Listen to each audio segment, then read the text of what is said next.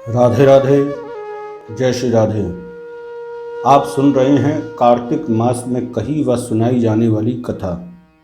एक अद्भुत कथा, पीपल पतवारी की कथा। एक बार की बात है, एक गांव में एक गुजरी रहा करती थी। उनके परिवार का जो पोषण चलता था वो दूध दही बेचने के उपरांत चलता था। एक दिन सास ने बहू से कहा कि बहू, अब घर का खर्चा उठाना मेरे बस की बात नहीं है। एक काम किया कर, तू भी दूध और दही बेचने को जाया कर। बहू ने कहा, ठीक है माँ। एक दिन जब बहू शीश पर दूध दही के मटका रखकर दूध दही बेचने के लिए जा रही थी, तब वह मार्ग में एक बहुत विशाल पीपल के वृक्ष को देखती है और कुछ माताएं उस पीपल के वृक्ष को घेरे हुई हैं। माताओं से उस गुजरी ने कहा कि आप लोग यहाँ बैठकर क्या कर रही हो?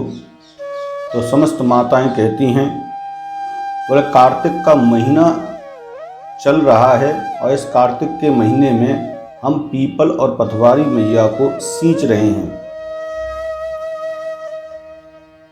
उसने प्रश्न किया कि पीपल और पतवारी मैया को सींचने से क्या होता है? तो समस्त माताओं ने कहा, पीपल पतवारी को सींचने से धन धान्य और अन्न की भंडार घर में भर जाते हैं और पिता को, पति को, माता को और स्वयं को दीर्घ आयु प्राप्त होती है। इतना सुनकर वह गुजरी प्रसन्न चित्त हो गई। विचार करने लगी कि मैं इसको बाजार में बेच के क्या करूंगी। कुछ पैसे आएंगे और उस पैसे का महत्व इतना नहीं है जितना कि पीपल और पतवारी को सींचने का महत्व है। उसने दूध दही से उसने विचार किया और माताओं से कहा कि आप लोग तो केवल जल से पीपल पतवारी को सींचती हैं, परंतु मैं आज से पूरे कार्तिक महीने तक दूध और दही से पीपल पतवारी को सींचूंगी। इस प्रकार उसने दूध दही को न बेचकर पीपल पतवारी के ऊपर उस दूध दही को चढ़ा दिया। इसके उपरांत जब वह घर पहुंची तो सास ने कहा, बहू दूध दही बेच के आ गई? बहू ने कहा, बोले मैं बेच के तो आई हूँ, परंतु आपको पैसे मैं कार्तिक माह विश्राम के उपरांत ही दूंगी। सास ने सहज ही स्वीकार कर लिया, क्योंकि उसने सोचा कि शायद जो है पैसे को इकट्ठा करके तब मुझे प्रदान करेगी। इस प्रकार प्रतिदिन की भांति वह बहू दूध दही के मटके को शीश पे धर के निकल जाती और पीपल पतवारी को सींच कर उनका पूजन अर्चन और वंदन करके वापस घर में आ जाती। कार्तिक मास जब विश्राम हुआ तो ये बहू गई और दूध दही से सींचने के उपरांत वह धरना देकर बैठ गई, क्योंकि उसे ज्ञात हुआ कि आज कार्तिक मास विश्राम हो रहा है और कल मुझे अपनी सास को पैसे देने हैं दूध दही के, मैं कहाँ से दूंगी। धरना देकर बैठ गई। सुबह से शाम हो गई तो पीपल पतवारी ने कहा, तू यहाँ पर क्यों बैठी है? तो बहू ने बैठने का कारण बताया। बोले मैं कल जाऊंगी तो सास मुझसे पैसे मांगेगी, मैं कहाँ से दूंगी। पीपल पतवारी ने कहा, देख मेरे पास में तो कुछ नहीं है, फूल पत्ते कंकड़ पत्थर हैं, इनको ले जा और गुल्लक में रख देना। बहू ने फूल पत्ते कंकड़ पत्थर को उठाया और उठाकर सीधे जाकर गुल्लक में रख दिए। जब प्रातःकाल हुआ तो सास ने बहू से कहा, तेरा कार्तिक का महीना पूरा हो गया, ला मुझे पैसे दे। बहू ने कहा कि मैंने गुल्लक में जमा करके रखे हैं, आप उसमें से ले लो। सास जाती है गुल्लक के निकट और गुल्लक को खोलती है तो उसमें फूल पत्ते कंकड़ पत्थर नहीं अपितु हीरे मोती जगमगा रहे थे। इसे देखकर वह आश्चर्यचकित हो गई। उसने अपनी बहू से पूछा, बहू, ये हीरे मोती ये तेरे पास कहाँ से आए? उसने जब देखा तो वह भी आश्चर्यचकित हो गई कि फूल पत्ते कंकड़ पत्थर हीरे मोती कैसे बन गए। तब उसे महसूस हुआ ये कार्तिक मास में पीपल और पटवारी मैया को सींचने का ही प्रतिफल है।